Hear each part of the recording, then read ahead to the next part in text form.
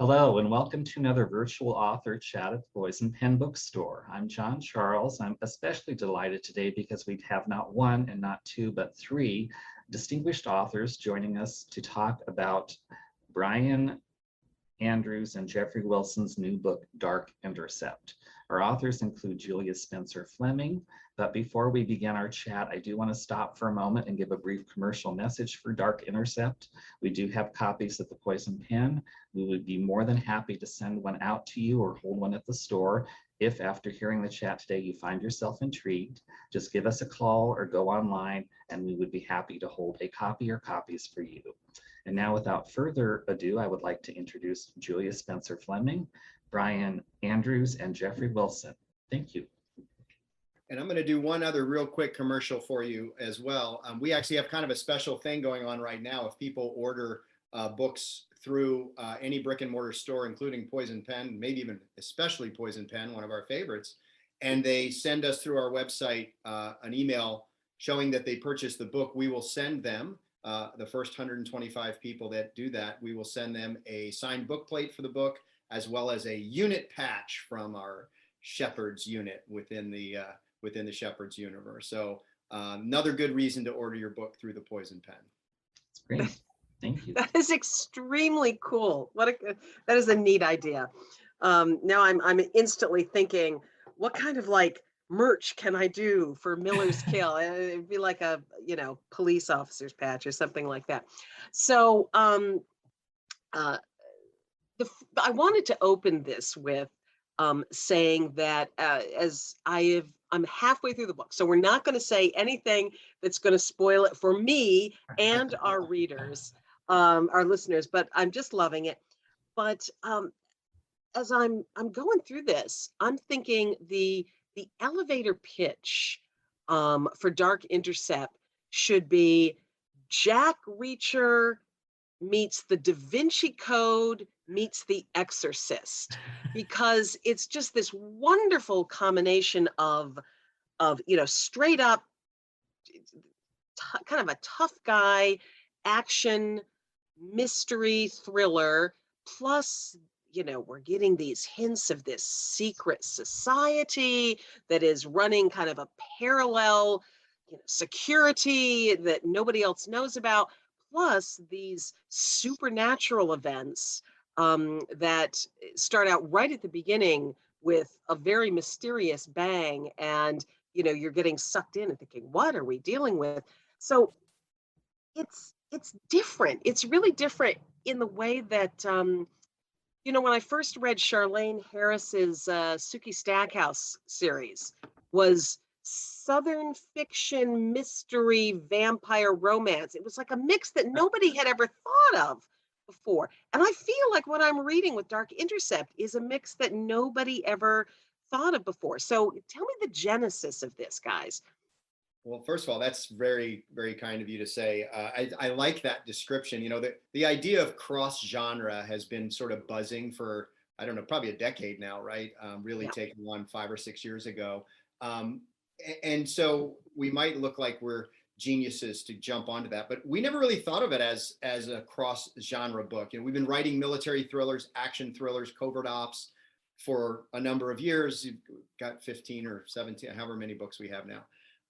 So we didn't really think of it as a cross genre as much as just sort of adding a layer to the genre we write in now, adding this faith-based supernatural element of spiritual warfare and crisis of faith.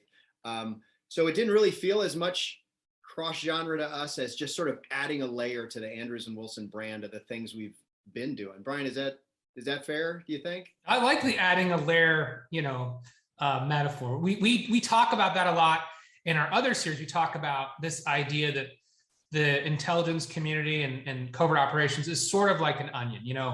You're operating, and if you peel back one more layer, you find there's another whole universe of information that maybe your clearance, your security clearance level didn't let you have access to, or maybe your job didn't let you have access to that information. But once you're immersed in that new world, suddenly your eyes are open to, oh my gosh, there's more here than meets the eye. And I think that you, Julia, you really hit on that. And Jeff sort of set me up to make this point, which is when you start digging into Dark Intercept, that's the experience we want you to have. You know, you think it's going to be one thing, but as the story unfolds and Jed is going on his journey, you know, you're peeling back the layers, and there's much more than meets the eye going on for the characters in this story. Yeah, and I'm really enjoying the characters. You know, Jedediah Johnson is our lead, and you know, at first you think, okay, he's action guy, but he's got all these vulnerabilities. We open, he's been in the Navy for 17 years. He's been a SEAL, presumably for most of that. Um, but he's done. He's aged out of the teams and he is retiring. And he's thrown into, he gets a call from his childhood friend that he hasn't spoken to also in 17 years, and is brought back to his hometown where he's both familiar and a stranger. And he's someone who is literally wounded, which I also found very refreshing. He's a guy who's been using his body hard for the better part of 2 decades, and you know, he's got this pain in his hip, and he, you know, he feels it when he gets hit. And you know, unlike like Jack Reacher, who is now 55 and still taking down the entire Oklahoma defensive line in single combat. So you know, he's a man who's sort of been through it, and also is carrying with him the psychological wounds and scars of a life spent in with violence in service to his country. And also, as I'm discovering, reading in, he's got some psychological scars from a very mysterious episode that happened in his past, which I haven't gotten to. So I didn't read it. So I'm just loving this character. Can we talk about him a little bit? Absolutely. Yeah, I think you really started that off beautifully with how you assessed him. When we started thinking about Jed as our hero and the center of this story, we talked about the fact that, you know, this is a man who, like you said, he's physically broken, he's emotionally broken, he's spiritually broken when we meet him. And even in chapter 2, when we see he's at his retirement party, he's already disengaging, he's already asking himself, what is my purpose? You know, he needs a new purpose. He's lost his purpose. And like you said, you've been very astute in picking up that he's also running away from something traumatic in his past. Jeff, you want to talk about that whole element of running away from crisis and how we have to deal with that? Yeah, absolutely. I think it was fun to write Jed, but I'll sort of segue into it by saying one of the things that we wanted to do with Jed that is actually pretty similar to what we did with Chunk in Sons of Valor and Dempsey in Tier 1 is we set out from the beginning to write a character that's realistic. We don't, in any of our books, write the superhero characters that are invincible, and they're flawed. You see that through their relationships. You see that through their inner monologue. They're driven, obviously, and they're heroic, but they are real. We try to write gritty, realistic action because of our backgrounds in the military.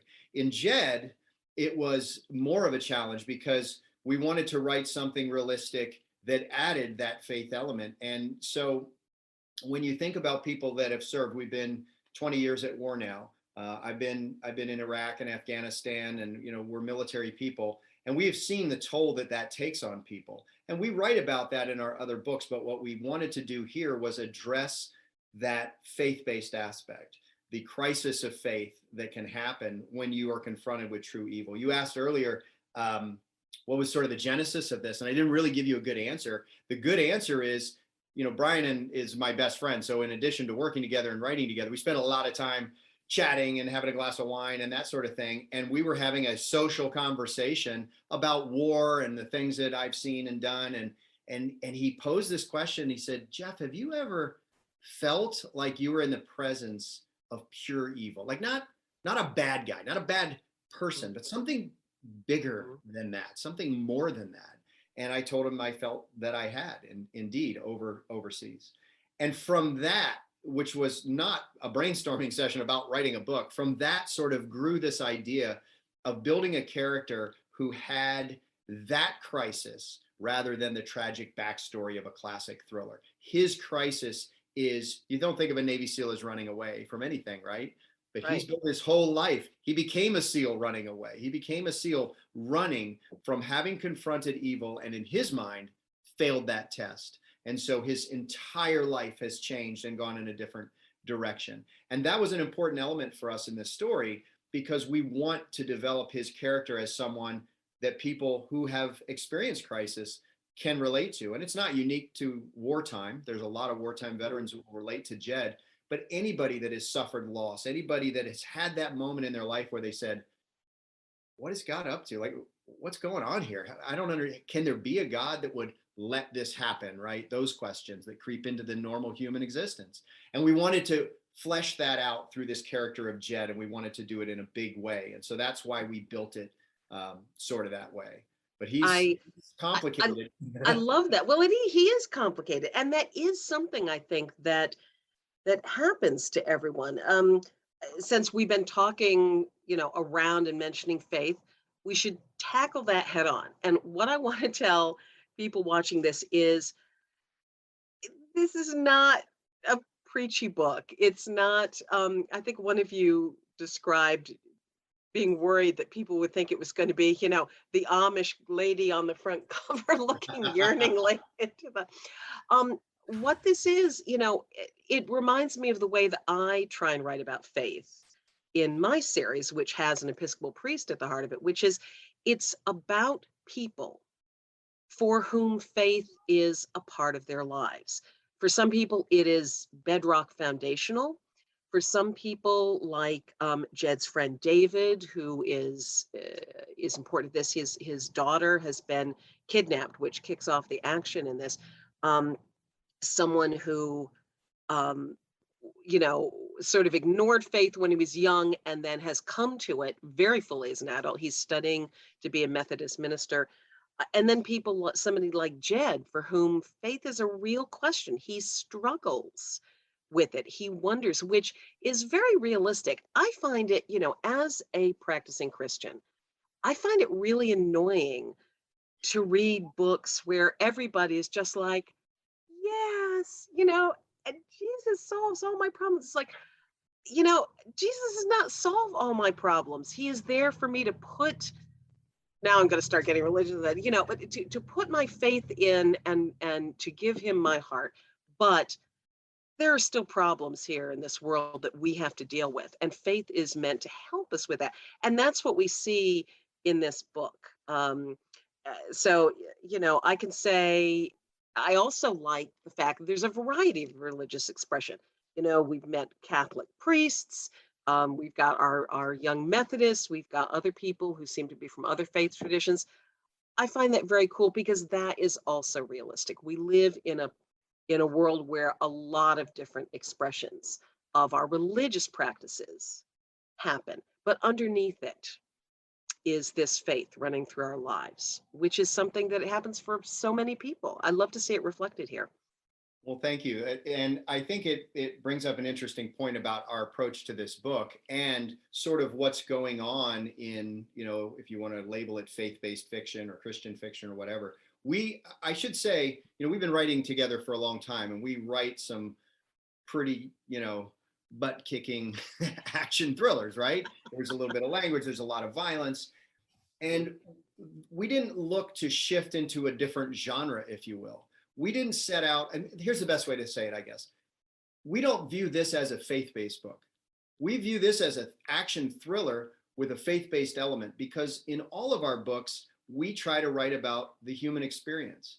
And that is simply another part of the human experience. If you make your action thriller book all about that, like what you were alluding to, and everyone is just all feel good and it's all going to be okay and there's no tragedy because God is with me, and well, then that's not very realistic. If you write a book where faith is not mentioned at all, that's also probably not very realistic, right? Because faith and questions of faith, whatever the answers turn out to be for each individual, is a part of the human experience. And so rather than setting out to write a Christian fiction or a faith-based book, we wrote a book about the human experience, an action thriller. Fans of Andrews and Wilson will find what they're looking for here. It's a fairly classic action thriller, other than some of the supernatural elements that were fun to play with. So I think that that's a good point to bring up and sort of address head on what the goal was.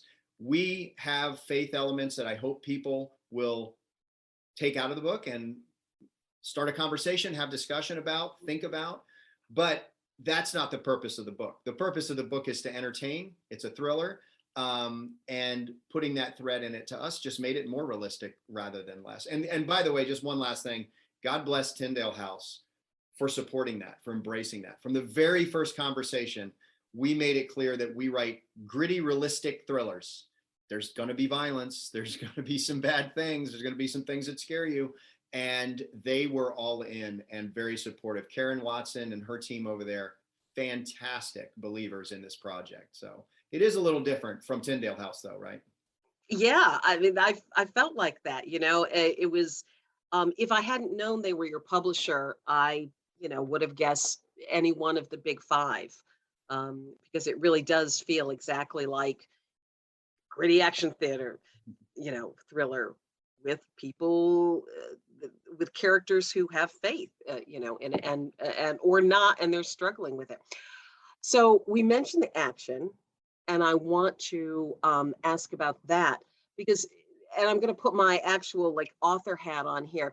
I was really impressed. You open up with a prologue of an operation in, I'm trying to remember, Iraq, or yes, and it's one of the things that I know from experience that is hardest to do is write a good action scene. You have a lot of technical elements to handle, particularly when you're talking about, you know, with war, you've got equipment, you know, you've got guns, you've got, I write about police, so we've got, you know, police equipment. You don't want to keep using the same 3 words over and over and over again, which is also really difficult. You need to make it flow for the reader, so it's seamless and it's like they're seeing it unfold in their minds. But at the same time, you need to make sure that everything is accounted for. Now, I know you guys have been doing this for a while. This is your, how many books have you written before this? I mean, I think between us, we've got 17 or 18 books, probably something like that. And we've done 14 or 15 together. So you've got it under your belt, but it impressed me. I loved it as a reader, and it impressed me professionally, the action scenes. So talk a little about writing those.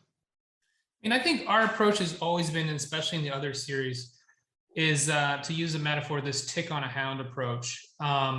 You know, when Jeff and I are both Navy veterans, and anytime you show up to a new command or new unit, you know, you're going to get a quick introduction and they just throw you in. And, you know, nobody's holding your hand, walking you around. I was a submarine officer, you know, my first day, you know, you get welcomed aboard and then here's your qual card and get to work, right? So it's upon you, you know, as the service member to learn, how does this community work? How does this unit work? How does this complex submarine work? And where do I fit into it? And what does that do? What's his job? And how do those things interact? And, you know, we know that we're writing for a big cross-sectional audience in all of our thrillers, but we don't want to patronize people. So we've taken this approach of, okay, you're going to come along in this prologue with Jed on this mission. And in the beginning, you might be a little confused because you've never done this before. Maybe you've never served. But hopefully, as authors, we're good at sort of providing you the context, and you're in Jed's head as the operation is unfolding. So you might not know what that radio comms you know, communication meant necessarily, but through the context of the scene and how Jed responds and what he's thinking, you'll pick it up. So, okay, you don't know the lingo yet, but maybe by the end of the chapter, you're starting to feel a little more comfortable with this. And you feel like you actually went through something. You earned it, maybe, you know, as a reader, when you got through the end of that chapter, you were there with him side by side. And that's always been our approach to writing action, is you're just one of the team members. You're a tick on the hound, so to speak, as the characters go along, and we don't spoon feed you. So that's how we approach it. It makes for a super effective, reading in the action scenes. I feel that you're very intensely, obviously Jed is our lead character, but I feel very intensely exactly that inside his head when I'm reading. So we've been talking about the book. One of the things that I'm curious about, and I'm sure other people are, is so what is the journey? We all have our writer's journey.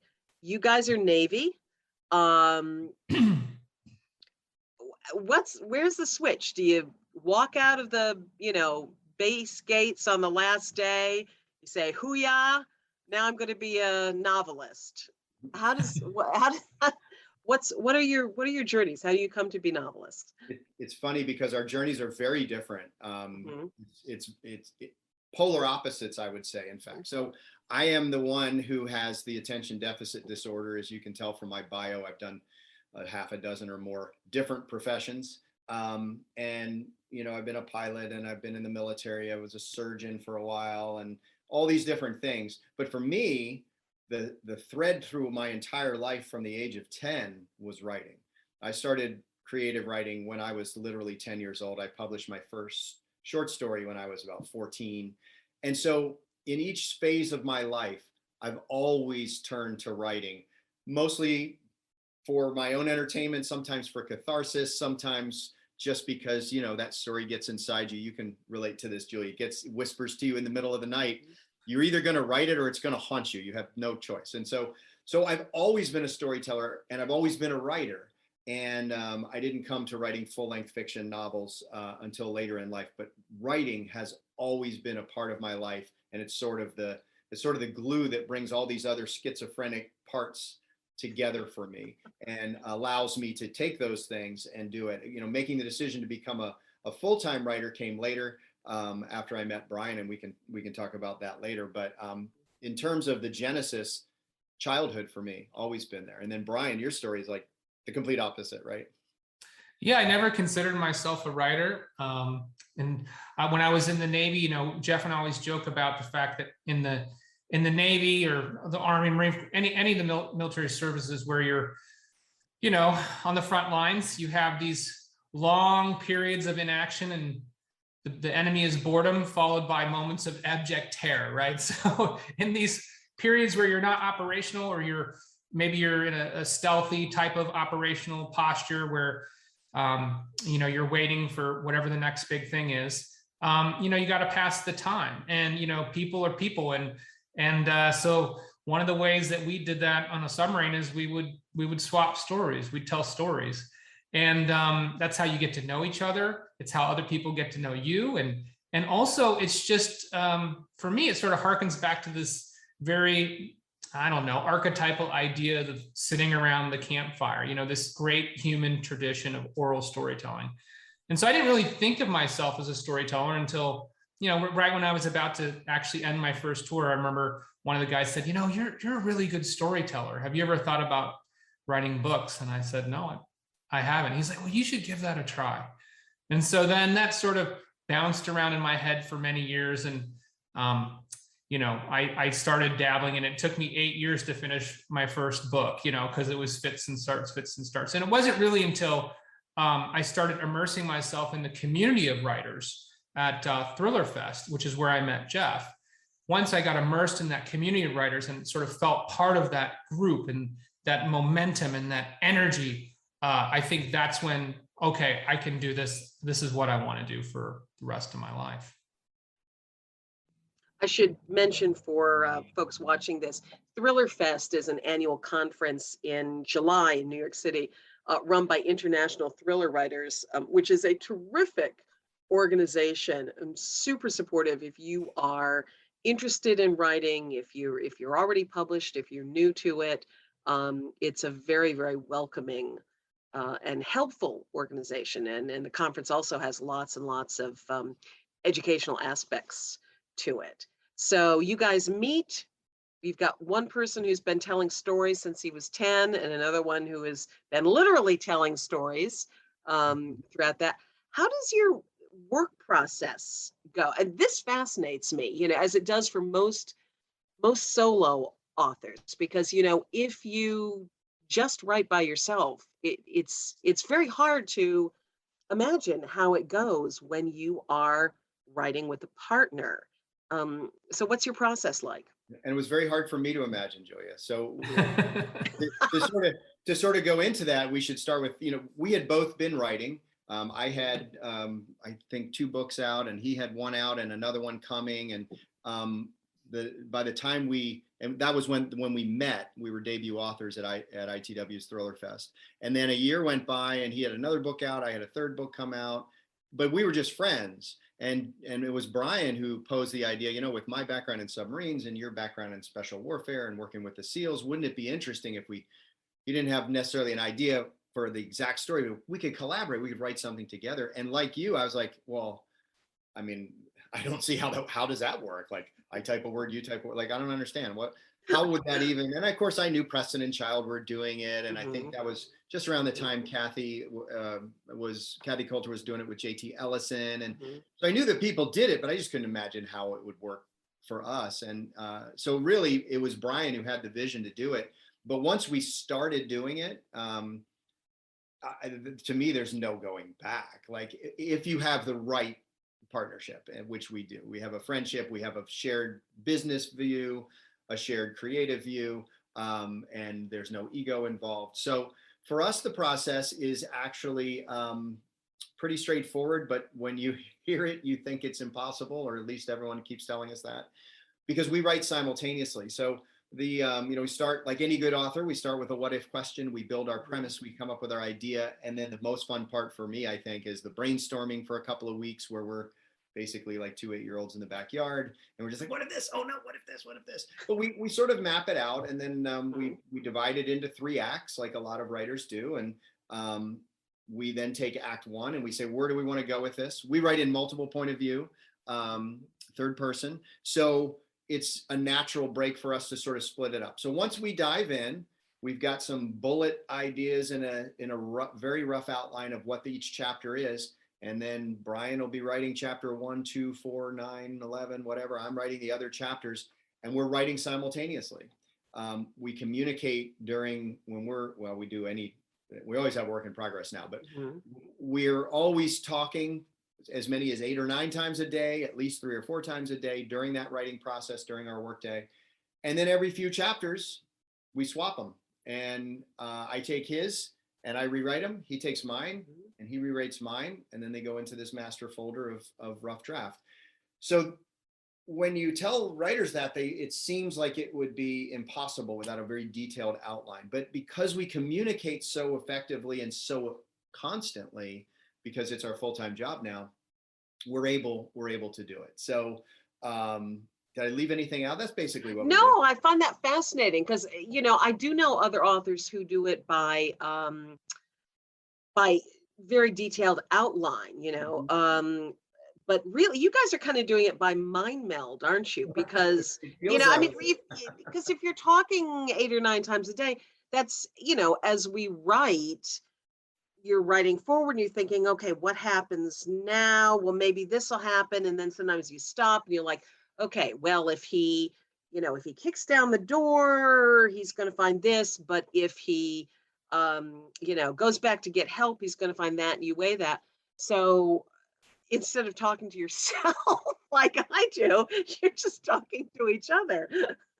Yeah, I think for us, yeah, go ahead, Brian. The collaboration is our superpower, so for many writers, writer's block is their kryptonite.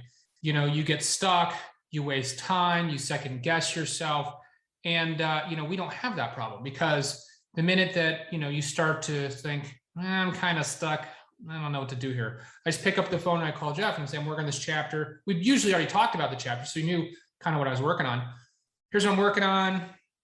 Here's what happened. I think we could do this. Do you have any ideas? And we'll say, oh, that's a good idea, but what about this? Did you consider this? And we go back and forth. And then 5 minutes later, there's a path out of the woods. And that's been our secret sauce sort of from the beginning, is this true collaboration. And I will say, for any other authors out there who are thinking about collaborating or writing as a team, one of the most important things that we did early on, and I credit Jeff 100% with this, is he said, I think if we're going to do this, he mentioned it's a business, and it is. But the other thing he didn't mention is he said, we have to take our ego out of the equation. Because with writers, I think especially, our egos get in the way of our ability to be better writers, right? We're so proud of our prose or our idea. We like to guard it. We like to justify it. We sometimes are afraid to stress test it or put it out there for criticism. And when you're team writing or you're co-author pair like we are, you can't afford that. That's going to be destructive. It's going to generate unproductive feelings, And so by taking our ego out, we look at this as, hey, when you pick up a book, it doesn't matter which page you're reading. It wasn't that page 191 was written by Jeff and 202 was written by Brian. It's that every page was written by both of us. It's our book. It's our collaboration. It's Andrews and Wilson's story. I couldn't tell it without him, and he couldn't tell it without me. And one of the ways that we achieve that is we just give each other, free rein to edit anything, anytime, anywhere. He can change any of my prose. If he has a good idea, he doesn't like something, he tells me, no problem. I trust him to make that change, and vice versa. And that's why you get this, at least you can answer this question. I'm presuming you didn't say anything about it, but we have a pretty seamless voice all the way through. It's hard to tell who wrote what. You do. You have a seamless voice. And now I want to pick up a book written by each of you individually and take a look, because it's been my experience. So I know Doug Child, who's here in Maine, and I've read books that he's done individually, and then I've read the Lincoln and Child books, and they're two different voices. I've read the two authors individually, and together it's a third voice. It's not the same as their individuals, which is a fascinating process to me, because, and I'm kind of loving this, because what you each have is both, a first editor, and a, somebody to bounce the idea off, as well, which is another thing that a lot of us don't get, because most of, a lot of authors, and I'm very much like this, I don't want to talk too much about the book outside of the book. It's like I'm keeping it in the little pressure cooker because I'm making the secret sauce and I don't want anything to get out. But you guys have each other to share it with and bounce it through. Yeah, and it's like I said at the beginning, I was the reluctant one. I literally said no. I should say that. Like, he said, let's do this, and I said no. But I offered to help him with it. I said, I can help you with your book because I do have some background in special warfare, and if you want to write about it, I'll help you. And then we started brainstorming. He asked a second time, and I said, dude, no. No, like, it's not going to work. And then the third time, he manipulated me like a good officer will. And he said, look, let's just write 5 chapters. And if it works, great. And if not, you can keep the story. And he knew I loved the story. So anyway, that's how we started. I was reluctant. And once I did it, it's so liberating. If you have the right, it's not for everybody, but if you have the right person that you're working with, you have complete trust, you have an intimate friendship, you have a business vision that's the same. It is so liberating. You used the term mind meld earlier, and I wanted to jump back to that because that's a real thing now. Maybe not at first, but now I know what Brian's going to do. He knows what I'm going to do. We've been doing it for a while, and it is not made up to tell you that there are so many times where I'm like, oh my gosh, I know what we need to do to resolve that thing we were worried about in part 3. And I'll call him on the phone and I'll say, hey, I've got this idea for part 3. And he'll go, no, wait, I was thinking about it too. Let's do this. And he says the exact same thing that I was just about to say. That happens every week to us now. Yeah. So it really is like this mind meld thing where, we're like, one person. You mentioned how when you saw the child book, Preston and Child book, it was like a third voice. And I think that's right. And I bet if you read my stuff, his stuff, and our stuff, it would sound like 3 different people, because it is. There's Brian and there's Jeff, and then there's Andrews and Wilson. And it really is a third, very unique voice, but it's so much fun. I can't even imagine doing it the other way anymore. As much as I always loved writing, but I don't know that he's ruined me now. I don't think between the two of us, we make one good writer. So Yes. I think it takes two good writers to make one good joint writer together there. So what is coming up next for Andrews and Wilson? Where is the Shepherd series going? This says the first, and a cover which I've got because I'm reading it on my phone, is the Shepherd series. Mhm. And we won't say any more about Shepherd or what that means. What's next? We've avoided all the spoilers. Thank you for that, Yeah. because the first book, we tend to write in 3-act structure in our books, but also in our series. It takes us usually a trilogy to set up an entire start to finish. And the same is true here. Again, God bless Tyndale House for their support, because they have supported the idea of getting the first 3 books in this trilogy that sets the whole story up for us out very quickly. So this book just came out, as you know, on the 7th. Yep. The next book comes out in April, Dark Angel, and the 3rd book, Dark Fall, comes out next autumn. So wow, that is really fast. So they come out very quickly for the first 3, so that we can suck people into our universe. So yeah, we're really excited about this. So there's a bright future for this series. I'll let Brian talk more about the other things we have going on in other series, because we're not stopping anything else we're doing. And the only other thing about this series that we can only tease you about is that it has been optioned for television. So we don't have permission to tell any details yet, which is heartbreaking for us. But it has been optioned for television, and we're looking forward to sharing a lot of exciting news about where that's going. I'm feeling totally vindicated, because one of the questions I was going to ask you is, this seems so cinematic for me. I was going to say, who do you see playing Johnson? So I will ask you that, but Brian, I want you to tell us more about the other Andrews and I almost said Andrews and Andrews and Wilson books. Yeah, so no, we appreciate that opportunity to talk about some of the other cool stuff coming down the road. So we were very honored to be approached by Tom Colgan and Putnam to take the reins of the Presidential Agent series, which is written by the iconic Webb Griffin. And he passed away a year and a half ago, approximately. And that series stopped at, what was it, Jeff, book number 8?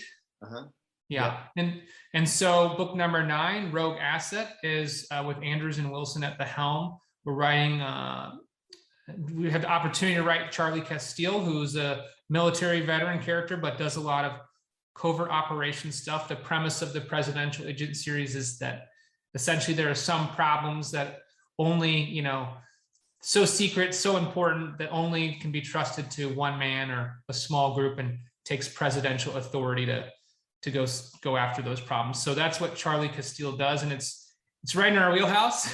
I mean, we were so thrilled to be able to pick up that series, and that book comes out December 7th. Yep, and then Sons of Valor continues. We've got book 2 will come out next June. Book 1 launched this past summer. So that series is doing really well and has been very well received by our readers. We knew that one would be, because they were the ones that demanded it. They loved Chunk Redman, and were constantly asking us to see more Chunk. So we if you want to see more Chunk, we'll just give him his own series. And and Tier 1 is still cranking out too. Book 6. There's a little bit of a gap that people are starting to grumble about. We apologize. We had to get these other things launched, but book 7 is going to be coming out next winter, the winter of 22-23. Don't have the exact date to release yet, but it's called Dempsey, book number 7, and it's going to take John Dempsey on his next journey. So we got a lot going on. We don't have time for this chat, to be honest with you. It's like, what are you doing? You guys need to get back to work. Okay, you're making me feel like really, I need to, as soon as we're done talking, I'm opening up my manuscript in progress and getting to work, because I feel like a real slacker next to you guys. You sound like you need a professional air traffic controller just to sort of handle the book launches going on. Yeah, that'd be great. Do you know one? No. All right. So let me ask you then, who do you see playing? I mean, you don't get to, we all know the authors do not get to choose, as shown most dramatically in the famous case of Tom Cruise playing Jack Reacher, a guy who is 6'5" and weighs 280 pounds. So I was trying to envision while I was going this, and I thought Vin Diesel, and I thought, no, Vin Diesel's too sort of, I don't know, he doesn't work for me. You need an everyman, right? Someone who's an everyman. Yeah, but like a rugged everyman, because he's a big guy. I love the description we get to hear. When he was younger, he was kind of that gawky, skin and bones, like a lot of tall men are when they're teens. But now he's as he did, I'm a big boy now. So give me some ideas. You must have thought about it. Ryan, you want to start? I mean, it's tough to imagine, your character portrayed as an actor. It really is, because I don't want to put an idea in a reader's head. And sometimes we talk about maybe it'd be best if, it was an up and coming actor or somebody who, doesn't have that, associate all the baggage of the other characters like a Tom Cruise. Yeah. So when somebody comes in, if, let's say it was a Russell Crowe or somebody like that, okay, you think of him as Gladiator, but then you also think of him, and when he plays, the vice president, and he's all, done up in makeup and stuff. So it'd be tough. I mean, I don't know, Tom Hopper, I guess, comes to mind. He's kind of an up and coming guy who's big. He's a big guy. He has a presence. We don't really, age. I never really think about anybody except who I picture in my mind. But I will be honest, now that we have this this deal for this TV show, I have been thinking about it. And I agree, it should be someone, it can't be a megastar, because he's got to be he is such an everyman. He's so relatable. But there is one actor that I have thought of that I thought would be great. And that's Pablo Schreiber, who played Tonto in 13 Hours. Fantastic actor. He's the right size. He's that everyman character.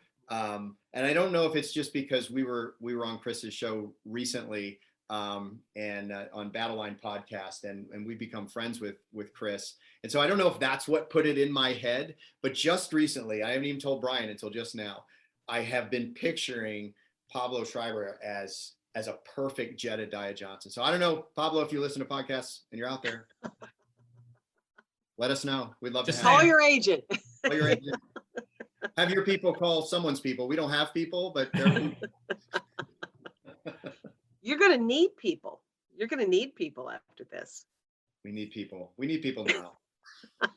I do think it's worth saying, just even this conversation really brings home something that Jeff and I talk about a lot, which is that the publishing community really is a community, and community with like a capital C. It's just like this. Like, we've met you, we've developed a friendship, and we love the fact that you're here helping support the launch of this book. Absolutely. And we try to do the same thing in social media and with other authors, participate and help lift their books up, because it's amazing how small of a community it is and how relationship driven it is. And we've had so many people that have helped us along the way. We wouldn't be here if it wasn't for all the other authors who've given us guidance, not only in the craft of writing, but also made introductions and just help promote and talk us up and make other people aware of our work. So there's a lot of gratitude in our hearts when it comes to events like this and thinking about our fellow writers and authors. It's kind of a pay it forward business, I find. A lot of people who are not published think that getting published is a matter of who you know. No, the work sells the work. But once you are part of the publishing community, it runs on relationships, and you get opportunities and you get conversations, and you get to find out really cool things about people like I am today. So I'm going to start. Yeah.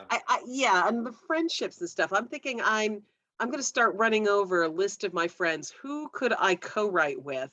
Because I also want to put out 6 books in a year. Yeah, but you do know you only get half the money then too. So Oh, dang. I've Okay. been trying to talk That's to still Brian. 3 books in a year, which is my standard is more like 1 book in 3 years. So I could definitely upgrade for that one. So, anything else that you guys want to tell, want to convey to the folks who are watching this before we wrap it up? My only my parting comment would be that it's such a politically charged environment right now, and I think so many people tend to really, if they're hit with an idea that maybe makes them uncomfortable or isn't in their exact echo chamber of where they like to reside, the immediate reaction is to maybe strike out at it or push it away or try to denigrate it and stuff. And this book, you said in the beginning, we're not preaching at people. This book is a thriller with faith elements, but we would ask that all readers, when they pick up this book, give it a try to have an open mind to this effect of, this is a story and maybe there's some elements that might challenge my conventions or my thoughts, and that's okay. And it's okay to say, you know what, I disagree with these guys, but some of the things that Jed did were pretty heroic and maybe could translate to my everyday life. If I can be a better version of myself at the end of the day, then that's a victory. That's we always write characters who are striving to be better versions of themselves. So when you read the book, sort of take that away. Hey, these are not 2 guys preaching at me. These are 2 guys telling, hopefully, a good story that maybe gets me thinking about some ideas or inspired in a way that I wouldn't have been if I hadn't picked up the book. And that's what I love to see changing about what we classically call faith-based fiction, is that idea that it's just for people with a certain belief system. That's insane. Like, we all share a curiosity. We all share questions. We might come up with different answers, but we share these questions. And you don't have to believe as I believe to hopefully enjoy this story. It's about the story and the hero's journey that we've set up. Brian said the other day, cracked me up, I don't believe in wizards, but I do like Harry Potter. And so it's okay. It's okay to pick this book up and enjoy it. Even if you think it might be challenging from your belief standpoint, it's, I hope, still a really fun story that is about the human condition. So we encourage people to give it a try. And if it makes you ask questions, that's great. That's a good thing.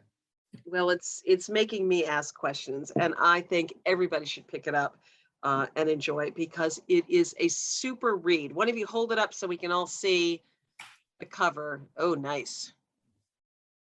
There it is. All right, everybody. Dark Intercept by Andrews and Wilson, available at Poison Pen and at your local independent bookstore all over the country. Yeah. Thank you. Thanks, guys. Thank you. Thank you so much, Julia. The Poison Pen would like to thank Brian, Jeff, and Julia for joining us today for another virtual author chat. And thank you for tuning in. Hello. We hope you're enjoying our programs and podcasts with authors. We'd like to expand them, and your help would be appreciated. Please make a donation at poisonedpenfoundation.org. 100% of the proceeds will go to help connect authors with readers in this difficult time. Thank you.